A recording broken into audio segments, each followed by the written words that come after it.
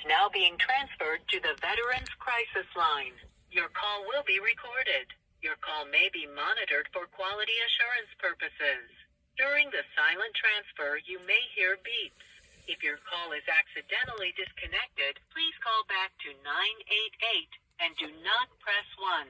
Please stay on the line as your call is transferred to the next available VCL responder.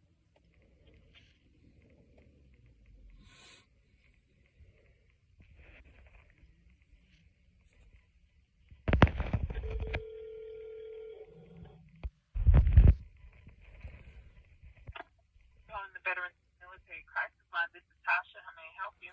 Hey Tasha, my name's AJ. I'm sitting here with Shy. We had a terrible day today, and we've called to ruin your day. Okay, could you tell me what's going on, AJ? Yes, ma'am. The reason I'm going to ruin your day, you want to know that first? Yes, how are you going to ruin my day? You're a mandatory reporter. I can force you to do things against your will.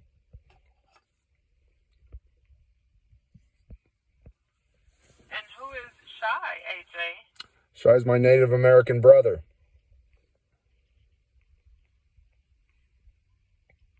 Okay. You're on speakerphone. He can hear you as well, so you can address him anytime you want, okay? He's a man of few words. He's a... What was it? Fucking A. I can't remember all these things that I've given you. It was Chief of Few Words. So his Native American name is Chief of Few Words, Guzzling Golden Swallow, just Golden Swallow. He's got many names. So when you hear a slur, I'm referring to my drunken Indian. Okay. So could you tell me what's happened today? What's going on now? Yeah, I can tell you what's going on now, and then we can work our way backwards, okay? Okay. I'm a honorably discharged United States Army veteran.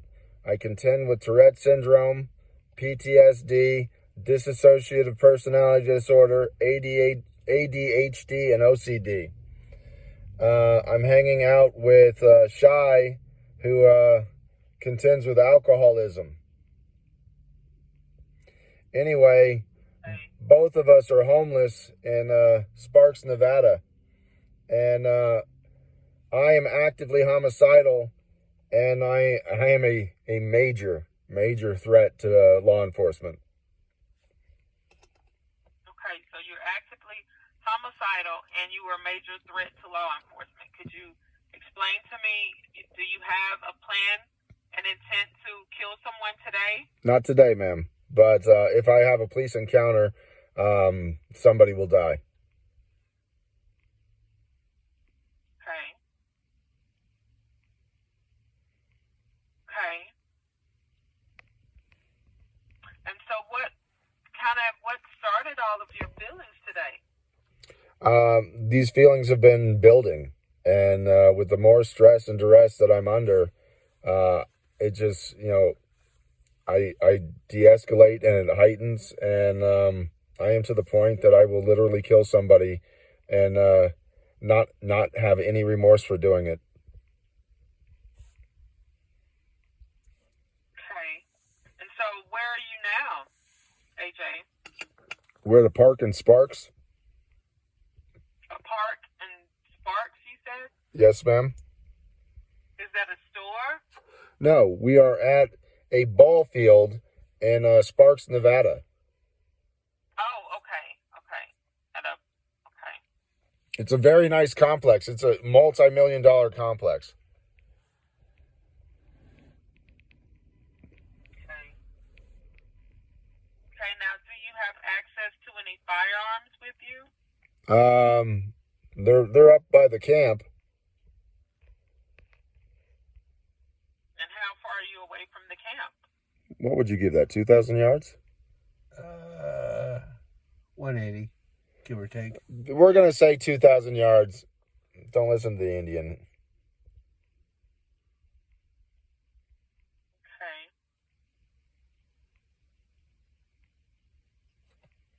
So how are the firearms stored? You said they're at the camp. Do you have them?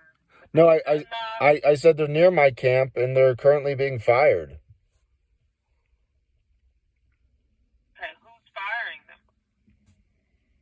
Bunch of pickup driving rednecks.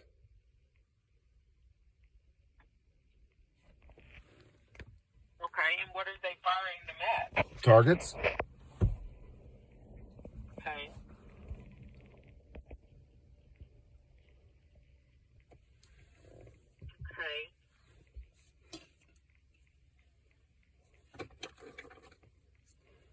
And so do you have are you currently having suicidal thoughts? Homicidal. You know, Homicidal thoughts? well, it's suicide to have a shootout with the cops, but so suicide, homicide, however you want to look at that. I do not anticipate living through the encounter, nor do I care.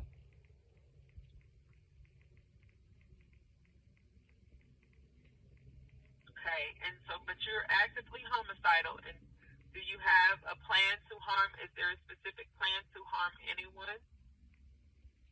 Police officers. So just police officers? Yes, ma'am. Okay. And so do you have a plan to harm a police officer today? No, ma'am. An intent? No, ma'am. Okay.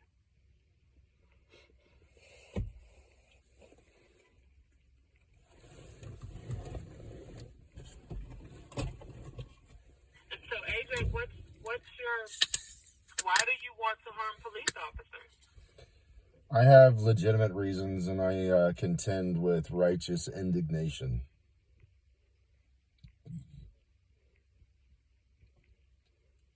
Okay. And what are those legitimate reasons? Okay. I built a 4,500 square foot farmhouse on 2.5 acres with a large shop in the back and more animal containment than you can imagine. And it was vacant, so they granted squatters' rights to meth addicts who destroyed the house, completely tore it down like crabs on a carcass, if you're familiar with the colloquialism. They seized my children, and out of an abundance of precaution, barred me any contact with them, and I haven't spoken to my children in 8 years.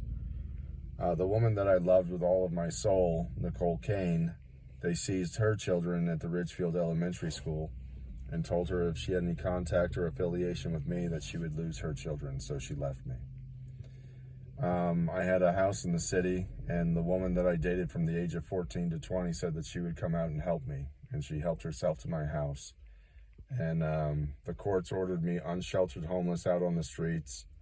I've been unsheltered homeless since 2019, even though I owned that home since 2004. And because I failed to make the payments because my disability wasn't enough to do so, the sheriff stepped in and auctioned off both of my homes. My brother was the one that started all of this because he wanted me to sign over my businesses to my father. And when I refused to do so, he sent the police after me. And, dealing with his own personal issues and the ramifications of absolutely destroying my life, he hung and killed himself. My government's taken everything from me, and quite recently, they gave my car away, my service animal, and everything that I use to provide for myself, mitigate the manifestations of Tourette syndrome. I lead a very difficult life, when, they leave me alone, right?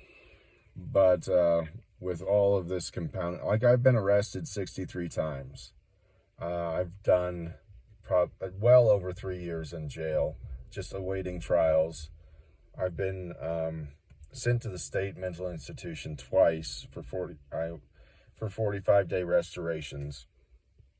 And then I've just recently had 3 VA admits on the psych ward, 2 against my will.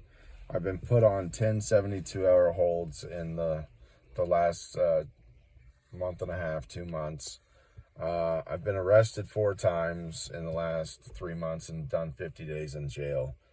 And I haven't committed a single crime. I'm forced to live unsheltered, homeless on the street, and I'm homicidal, and I will kill anybody at this point.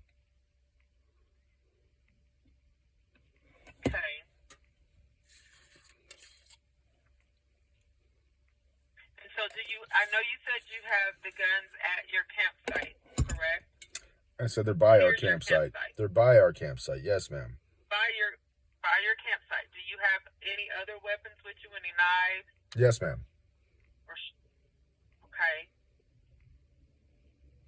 And now, would you kill someone? You're actively homicidal. I would strangle them to death by looking them in the eyes, and then I would take the knife and stab them in their liver.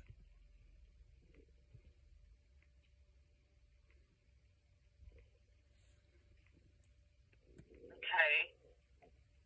And do you have access to rope or any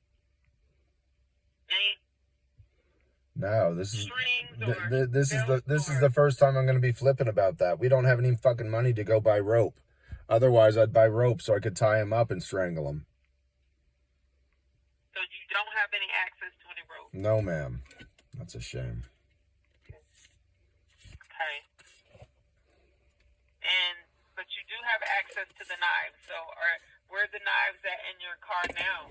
Located in your car? In Shy's pocket. In Shy's pocket? Yes, ma'am.